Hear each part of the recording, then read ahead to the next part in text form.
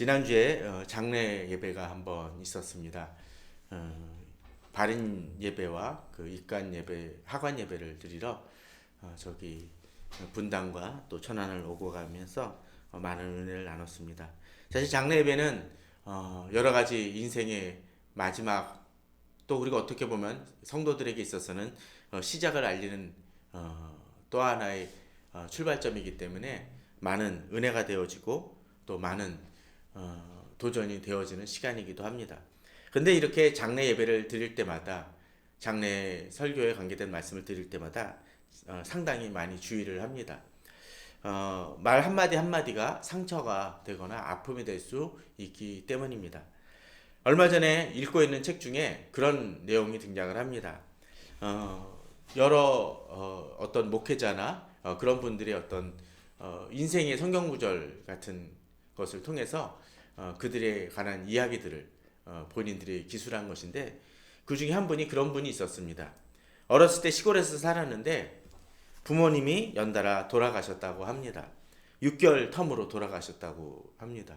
근데 장례를 끝내고 나니까 주변 마을 사람들이 시골이라서 그런지 그런 얘기를 했다고 합니다. 그쪽은 그 집 터가 아주 안 좋아서 사람이 죽어나가는 그런 풍수다라는 얘기를 했다고 합니다. 뭐 어떻게 구조가 되는지 모르지만 산기슭 같은데 그 제일 끝자락에 있기 때문에 모든 애군이 그쪽으로 몰려서 사람이 죽을 수밖에 없다라고 얘기합니다. 더더군다나 사실 그 2, 3년 동안에 그 가족 중이나 또는 친척들이 많이 돌아가셨다고 하니까 더더군다나 그렇게 오해를 받을 수도 있지 않을까라는 생각도 할 수 있을지 모르지만, 어린 아이들이 남아있는 그런 가정에게, 그 아이들에게 할 소리든 어른들이 할 소리는 분명 아니었을 것입니다. 해야 될 것이 무엇이었을까요? 힘들고 어려운 아이들한테 여러 가지로 물질이든 여러 가지 손길이 필요할 때 도와주는 것이지, 아무리 자신이 그렇게 믿고 있다 할지라도 그렇게 얘기할 것은 결코 아니었을 것입니다. 그런데 이것은 아주 극단적인 케이스일지 모르지만 우리 주변에 그런 사람들이 종종 있지 않습니까? 정말 내가 안 그래도 힘들고 어려운데 와가지고 위로의 말은 하기는커녕 오히려 마음을 후벼 파는 이야기를 하는 사람들이 자주 있습니다. 그것도 악담 수준의 이야기를 하시는 분들이 있곤 하죠. 최근에 대선 그 바람이 불면서 사실 그러한 악담을 내쏟는 사람들이 상당수 있긴 합니다. 우리는 이럴 때일수록 말을 참 조심해서 해야 될 것 같습니다. 전후 사정을 잘 알지 못하면서 쉽게 얘기하는 것은 정말 그리스도인으로서만이 아니라 일반인으로서 덕을 끼치는 것이 아닐 것입니다. 근데 이런 극단적인 케이스가 아니라 할지라도 어떤 때 그럴 때도 있지 않습니까? 어떤 일을 열심히 해가지고 내가 이러는데 그런 분들 있죠. 자신이 그 일에 대해서 아주 공헌을 세운 것이냐 딱 이렇게 숟가락 하나 얹으려는 분들도 간혹 있습니다. 그럴 때 어떻습니까? 기분이 아주 상하죠. 또 어떤 분들은 그렇게 있습니다. 어떤 일을 이뤄가지고 이제 너무 힘들고 지친데 와가지고 하는 얘기가 있죠. 아니 너 일이 이렇게 이 일에 대해서 이 일을 행하는 데 있어서 왜 나를 안 불렀어? 내게 조언을 구하지 않았어? 너 그럴 수 있어 라고 하면서 화를 내는 사람이 있습니다. 안 그래도 일을 이루느라 힘들었는데 와가지고 잔소리를 하고 힘들게 한다라면 그 사람도 어떻습니까? 결코 편안하지 않을 것입니다. 오늘 본문은 사실 그러한 내용들을 담고 있습니다. 오늘 보면 뭐라고 되어 있나요? 1절에 보게 되면 에브라임 사람들이 모여서 북쪽으로 가서 입다에게 이르되 내가 암몬 자손과 싸우러 건너갈 때 어찌하여 우리를 불러 너와 함께 가지 아니하였느냐?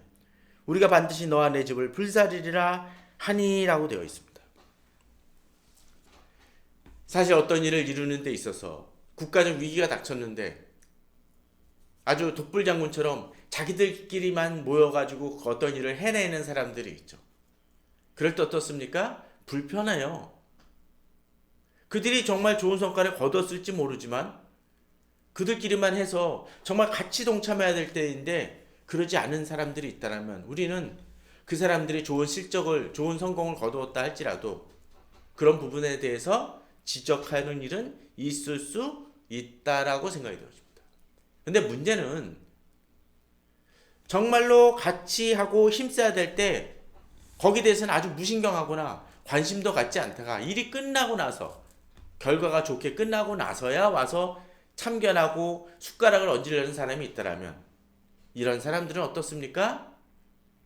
실제로 어떤 위기나 일을 풀어가는 데 있어서 도움이 되는 사람은 아닐 것입니다.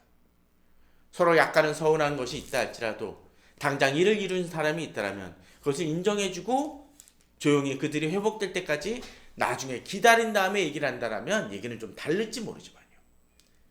그런데 에브라임 사람들이 어떻게 합니까? 입다에게 와서 왜 함께 가지 아니하느냐라고 얘기하는 것까지는 차라리 좀 더 이해가 되는데 그 뒤에 하는 얘기가 뭔가요? 우리가 반드시 너와 내 집을 불사르리라 라고 되어 있습니다. 아니, 암몬 자손의 그 대군 속에서 사람들이 도와주지 않으니까, 자기들이 도저히 해결할 수 없으니까 길앗 장로들이 와가지고 이 문제 좀 해결해 달라고, 자기가 내쫓았던 그 입다에게 와가지고 그런 얘기를 해서 바로 입다가 그런 처지에도 불구하고 나가서 어떻게 했습니까? 정말 안 도와줘도 할 말 없는 사람들을 도와줬는데 이제 와서 뭐래요? 자기들을 안 불렀다라고? 이 입다만 얘기하는 것이 아니라 입다의 집안마저도 죽이겠다라고 얘기를 합니다. 이게 과연 옳은 일일까요? 아닐 것입니다. 우리 주변에는 가끔 이렇게 행동하는 사람들이 있습니다. 아니, 잘못하면 우리들도 그럴 수 있습니다. 전체적인 큰 그림을 바라보지 못하고 자기 서운한 것 한 가지만 가지고 싸움하는 사람들이 있습니다. 이 시대는 좀 그런 면들이 많이 있는 것 같습니다. 조금만 서운하게 되면 지금까지 어떤 일을 이뤘느냐 안 이뤘느냐는 상관없이 자기의 몫을 주장하는 사람들이 있곤 합니다. 오늘 본문이 그렇습니다. 더더군다나 전쟁이 바로 끝난 상황이라면 지금 제대로 이런 전쟁이 마무리하기도 사실은 버거울 순간인 것입니다. 비록 전쟁에 승리했지만 또 다른 그 남은 대적들이 모여가지고 자기들을 공격할지도 모를 것입니다. 안정이 중요할 때입니다. 오히려 기다렸다 이야기를 해야 될 때 이들은 이야기하고 심지어는 그 공을 세운 사람을 어떻게 합니까? 죽이겠다고 얘기를 합니다. 그런데 100번 양보해서 이런 일들이 한 번에 그쳤다라면 그래도 어느 정도는 이해해 주려고 노력할지도 모릅니다. 그런데 사실 이 사람들은 이것이 처음이 아니었습니다. 기드온 때에도 이런 비슷한 이야기를 합니다. 기드온에게도 강하게 항의하고 왜 우리들을 부르지 아니했냐라고 얘기합니다. 사실 그때는 어쩌면 그럴 수도 있었습니다. 기드온이 하나님의 부르심을 받아서 나아갈 때 하나님이 어떻게 하셨나요? 인원이 너무 많다? 줄이라고 이야기를 했고 또 그 줄인 숫자를 가지고도 어떻게 했습니까? 이것도 많다라고 얘기하면서 300명으로 줄이셨던 때입니다. 그러니까 여기 에브라임 사람들이 도우려고 해도 돕기가 쉽지 않았을 것입니다. 또 기드온이 그렇게 행하니까 사실 주변의 상황으로 보면 아니 자기들만 잘나서 그렇게 300명 갖고 행하는 거냐라고 오해를 받을 소지도 있었을지 모릅니다. 그러기에 기드온이 어떻게 합니까? 그들에게 대해 예우를 취했고 화합의 노력을 기울여 썼습니다. 그러나 오늘 본문을 보게 되면 그 앞에 그 본문을 보게 되면 오히려 에브라임은 이 일이 끝날 때까지 아무것도 안 하고 있었음을 보여줍니다. 그런 내용들이 전혀 없습니다. 그런데 어떻게 합니까? 지금에 와서야 모든 것이 끝나고 승리가 되고 나서야 오고 와서 항의를 하고 있다는 것입니다. 그리고 그 책임을 누구에게 돌립니까? 입다에게 돌리고 있습니다. 그 도를 넘어선 것이죠. 어떤 때는 알아서 도와줘야 될 때가 있습니다. 훤히 눈에 보이는 상황임에도 불구하고 도와주지 않아 놓고서 이제 그 책임을 일한 사람한테 돌리는 것은 해야 될 일이 아닐 것입니다. 우리들도 그런 실수를 범할 때가 있을 수 있습니다. 공동체적으로 좋은 성과가 났는데 어느 사람이 그 부분에 대해서 홀로 정말 칭찬을 받을 때 우리는 그것을 시기하는 마음 때문에 그런 행동과 말을 행할 수도 있을 수 있습니다. 조심해야 될 것입니다. 어떤 때 이기적인 마음으로 그런 일들을 행하는 사람도 있지만 정말로 노력봉사를 하고 남들이 안 하는 것을 수고했던 사람이라면 우리는 칭찬하고 격려했어야 됩니다. 혹시라도 그 사람의 일을 행하는 데 있어서 실수나 부족한 것이 있다라면 나중에 가서 밥이라도 한 끼 사주면서 얘기하는 것은 좋을지 모르지만 정말 수고해서 이제는 그 몸도 가누기 힘든 그 상황이라면 어떻게 해야 되겠습니까? 그때는 기다려주고 격려해주는 것이 타당할 것입니다. 그런데 이들은 어떻게 합니까? 너와 함께 가지 아니하였느냐? 우리가 반드시 너와 내 집을 불사르리라 라고 이야기를 합니다. 그런데 우리는 여기서 이 본문이, 이 상황이 어떤 시점에서 벌어졌는지 좀 생각해 볼 필요가 있습니다. 저들이 이제 성탄절도 다가오기 때문에 입다를 이 3번으로 마치지만 사실은 이 입다 얘기는 한 번 더 하는 것이 좋은 점이 좀 있을 수 있었습니다. 왜냐하면 바로 이 12장 앞부분에 있던 그 11장 후반에는 서원에 관한 얘기가 등장을 합니다. 입다가 그렇습니다. 자기가 승리를 거뒀고 집으로 돌아갔을 때 자기를 제일 처음 맞는 그 어떤 존재든 하나님께 드리겠다라고 서원을 합니다. 입다가 참 많은 부분에 잘했는데 여기서 성급했던 면이 있습니다. 아마도 어쩌면은 입다가 생각했던 것은 무엇일까요? 너무나 이 승리를 앞두는 그 부담감 때문에 그랬을지 모르지만 아마도 나오는 사람은 그를 반기는 사람은 뭐 집에서 기르는 개나 뭐 고양이가 아니었겠죠, 당연히. 그런 것도 있을지 모르지만 사람이었을 가능성이 높습니다. 그러나 그럼에도 불구하고 그러한 선택을 했고 결국 외동딸이 나와서 어떻게 합니까? 그를 입다의 딸을 드리게 되는 사건이 벌어집니다. 물론 이 입다의 서원 사건은 많은 문제를 지니고 있습니다. 사실 입다가 이 서원을 했기 때문에 이것을 꼭 지켜야 되느냐 그것을 떠나서 사실은 하나님께 사람을 제물로 드리는 것이 성경적으로 옳습니까? 그럽니까? 성경에는 그러한 일을 거부하고 우상의 행위라고 이야기합니다. 입다가 그런 서원을 했던 것 중에 하나는 아마도 그런 우상 숭배가 쩔어 있었던 이 사사기 시대의 암울함을 보여주는 하나의 상징적인 사건이 됩니다. 그러기에 입다는 그런 서원을 함부로 했었고 또 하나님 말씀에서 어긋나는 서원이라면 그것을 지켜야 될까요? 지키지 말아야 될까요?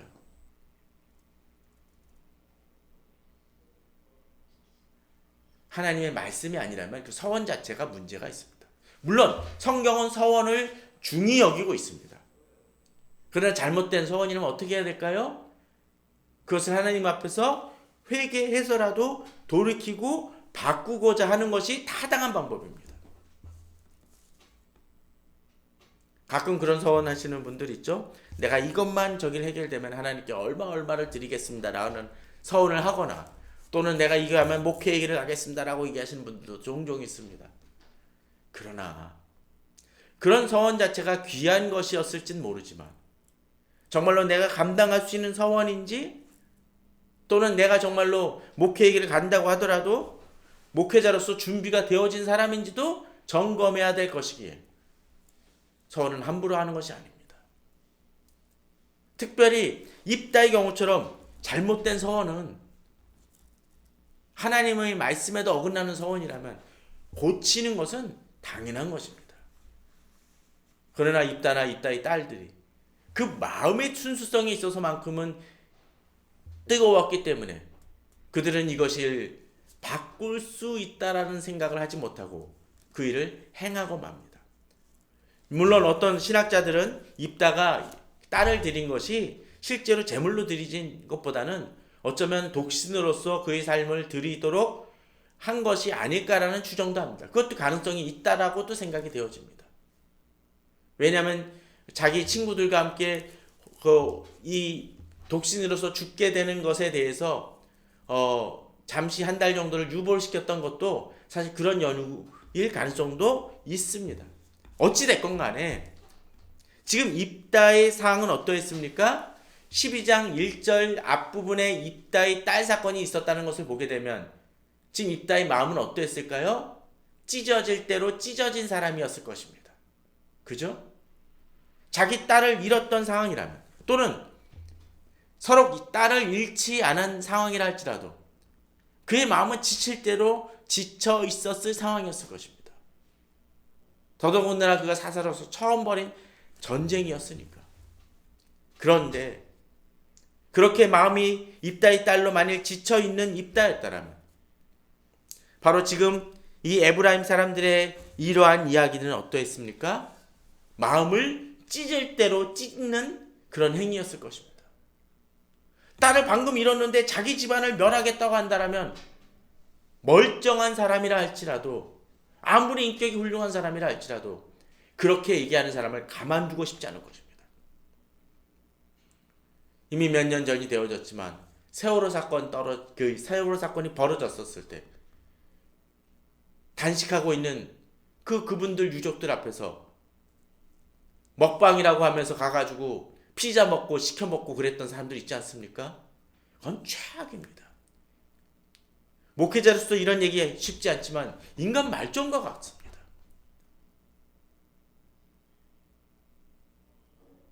광주 문제를 가지고도 그렇게 얘기한 사람들이 있었었죠. 전라도를 비하하는 그런 사람들도 있었습니다.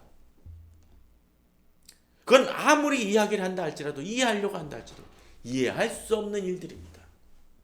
에브라임이 사실은 그러한 행위를 한 것입니다. 그러기에 입다는 이제 그들에게 대해서 이야기를 합니다.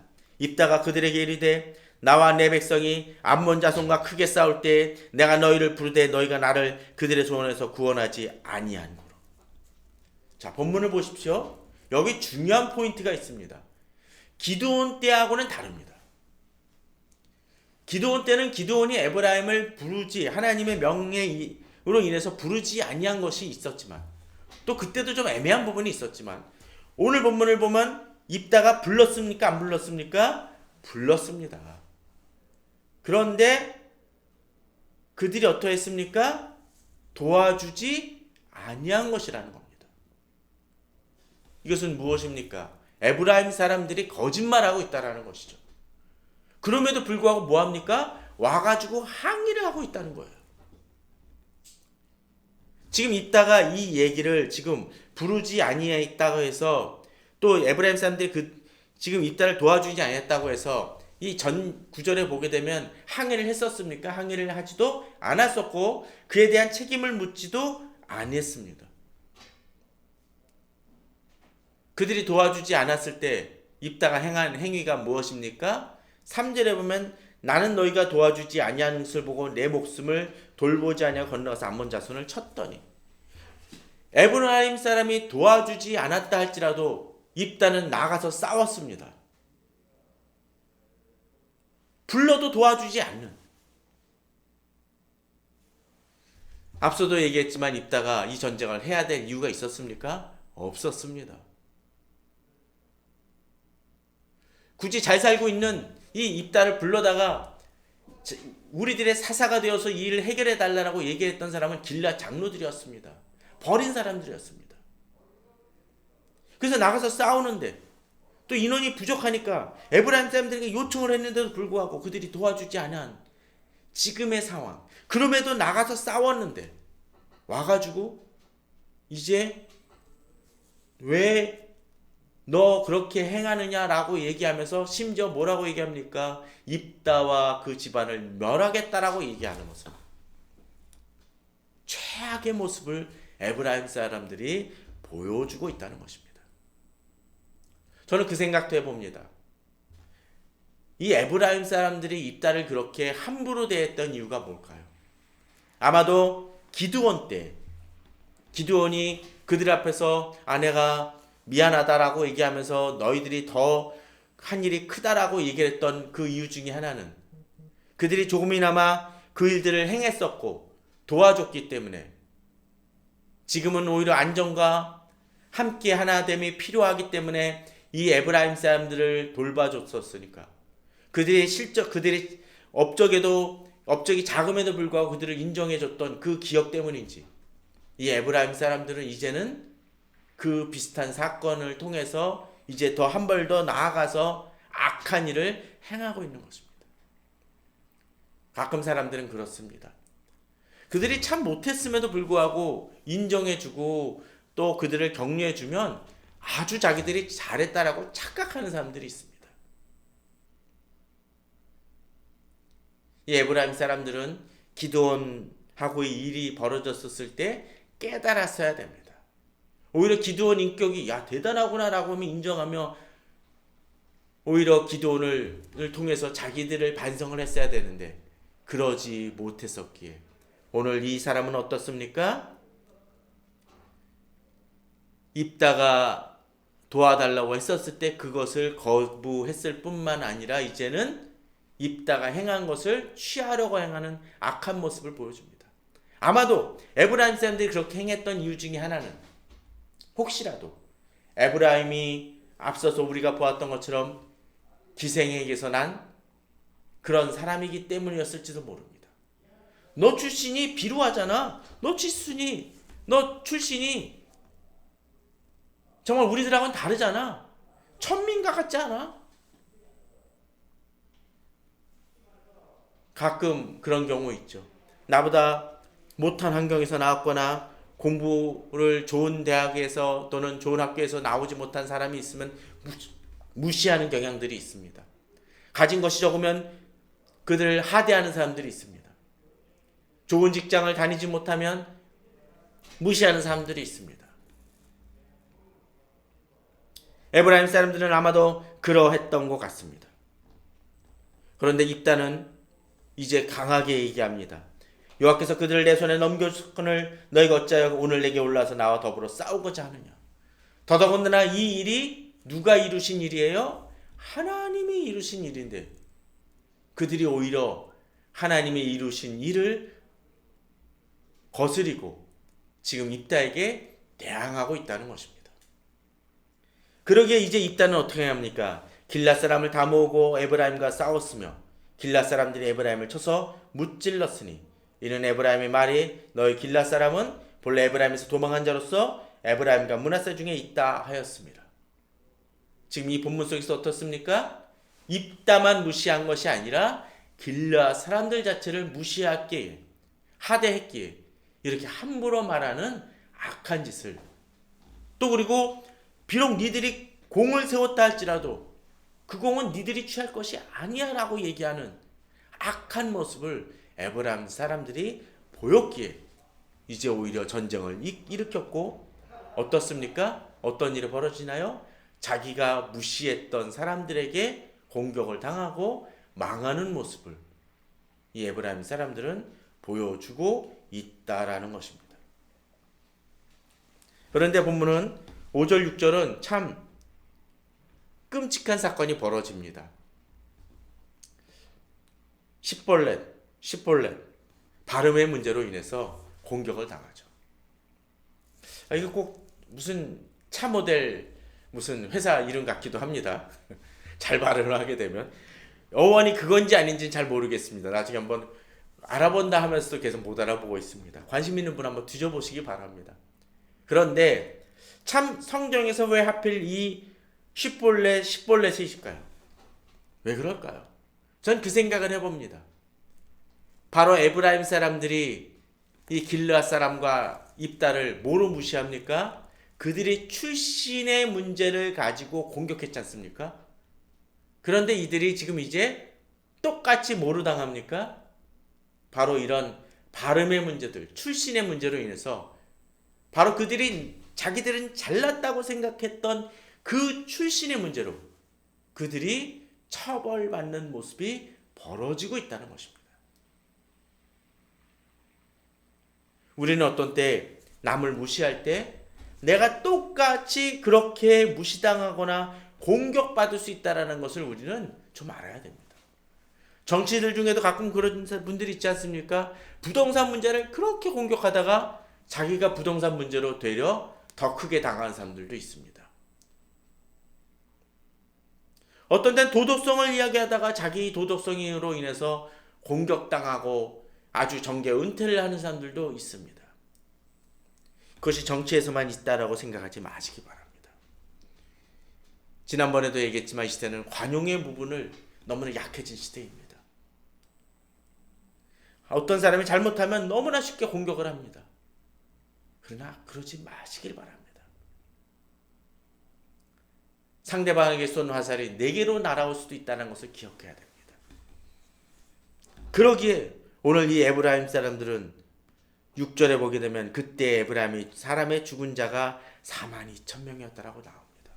엄청난 숫자죠. 그런데 우리가 여기서 본문을 바라보면서 한 가지 놓치지 말아야 될 것이 있습니다. 사실 이 입다나 그 뒤에 나오는 계속적인 사사기의 내용들을 보게 되면 이해하기 힘든 많은 사건들이 벌어집니다. 저희들이 다뤄보진 않겠지만 미가의 제사장 사건이라든지 또는 레위인의 첫 문제로 인해서 서로 간에 전쟁이 벌어지는 사건들이 벌어집니다. 성경을 읽다 보면 어렸을 때 성경을 읽다 보면 이건 이해할 수가 없었습니다. 왜 그런 일이 벌어질까요? 아무리 에브라임이 잘못했다 할지라도 동족을 42,000명이나 죽이는 처참하고 비극적인 사건이 왜 벌어져야 될까요? 바로 그것은 입다가 자기 딸을 서원했다는 이름으로 제물로 드렸던 것처럼 그들 속에 하나님의 말씀이 사라졌기 때문에 그렇습니다. 하나님의 말씀이 그들이 기준이 되어지 못하고 하나님이 왕이 되지 못하기에 그들은 그들 나름의 소견대로 자기의 옳은 대로 행하는 악한 행위를 하고 있다는 것입니다. 그러게 사사기에서는 뭐라고 되어 있습니까? 성경 사사기에서 자주 등장하는 본문이 있죠. 이스라엘의 왕이 없는 거로 사람들이 자기 소견에 옳은 대로 행하더라라고 이야기를 합니다. 이들에게 있어서는 하나님을 추종하는 것 같지만 하나님이 중심이 되어지지 못하고 자기가 생각하는 하나님의 판단과 하나님의 말씀을 가지고 행동하니까 이런 끔찍하고 비극적인 사건들이 벌어지고 계속적으로 연달아 벌어지게 된다라는 것입니다. 저는 이 시대에 바로 그것이 우리들도 다시 곰씹어야 될 말씀이라고 생각이 되어집니다. 에브라임은 앞에서 일어났던 사건을 돌아보지 못함으로 인해서 망했습니다. 그러나 입다와 이스라엘 자손들도 별반 다르지 않은 것입니다. 하나님의 말씀이 그들의 중심이 되어야 되는데 하나님이 그들의 중심이 되어야 되는데 하나님이란 이름 하에서 자기들이 생각하는 옳은 일을 행하니까 망하는 길로 점점 타락하고 부패한 길로 나아가게 되는 것이죠. 저는 2021년을 이제 얼마 안 남겨놓고 이것을 마감하면서 우리 자신을 돌아보길 바랍니다. 2021년 열심히 살아오셨을 것입니다.